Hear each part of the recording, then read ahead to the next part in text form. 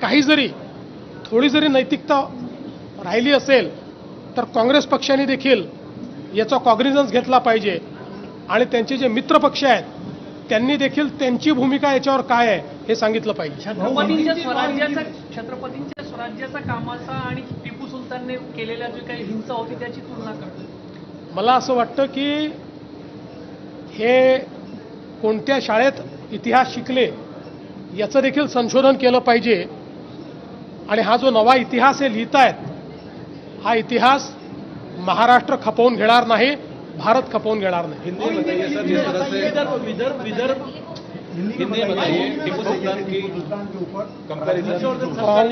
कांग्रेस के अध्यक्ष हर्षवर्धन सपकाळ ने जिस प्रकार से छत्रपति शिवाजी महाराज की तुलना टिपू सुल्तान के साथ की है, हम इसकी निंदा करते हैं. उनको शर्म आनी चाहिए.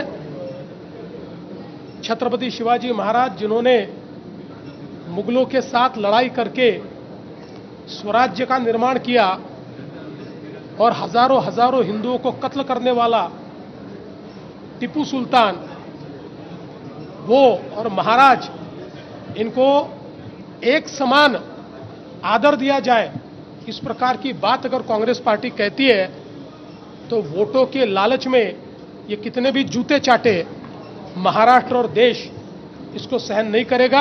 हम इसको सहन नहीं करेंगे.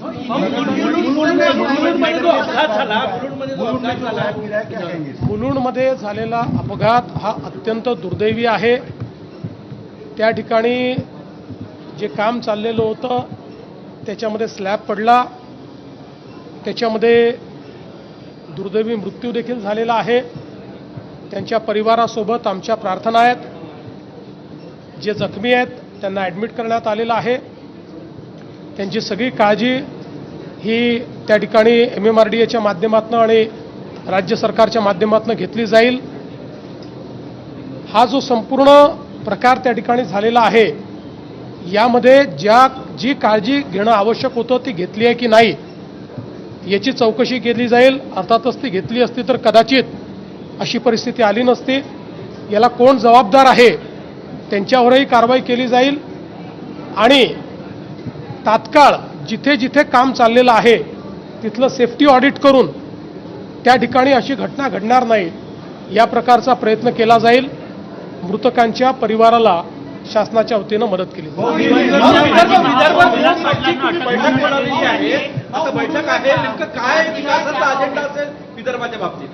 मुळामध्ये आपल्याला कल्पना आहे की मित्राच्या माध्यमातून आणि नीती आयोगाच्या माध्यमातून आपण काही ग्रोथ हब तयार करतो. MMR रिजनचा ग्रोथ हब आहे, पुणे रिजनचा ग्रोथ हब आहे, तसाच हा विदर्भाचा नागपूर रिजनचा ग्रोथ हब आपण तयार करण्याचा प्रयत्न करतो. कारण पुढच्या काळामध्ये खूप मोठ्या प्रमाणात विकासाच्या संधी या शहरांच्या आसपास तयार होणार आहेत. मोठ्या प्रमाणात जॉब्स तयार होणार आहेत आणि अशा सगळ्या गोष्टी या सुनियोजित पद्धतीने झाल्या पाहिजेत. याकरता सगळ्या फ्रंटियर टेक्नॉलॉजीज असतील, वेगवेगळ्या प्रकारच्या जॉब ऑपॉर्च्युनिटीज असतील आणि सुनियोजित अशा प्रकारच्या स्मार्ट सिटीज असतील, हे तयार करण्याचा प्रयत्न या माध्यमातून आम्ही करतो. त्याचीच आज बैठक आहे.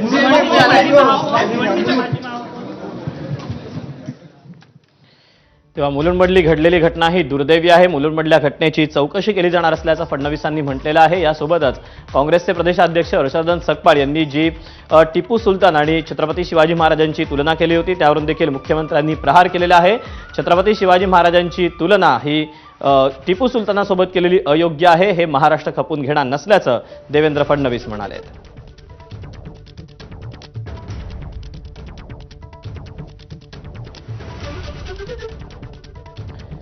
तेव्हा मुलुंडमधल्या घटनेची देखील चौकशी केली जाणार आहे.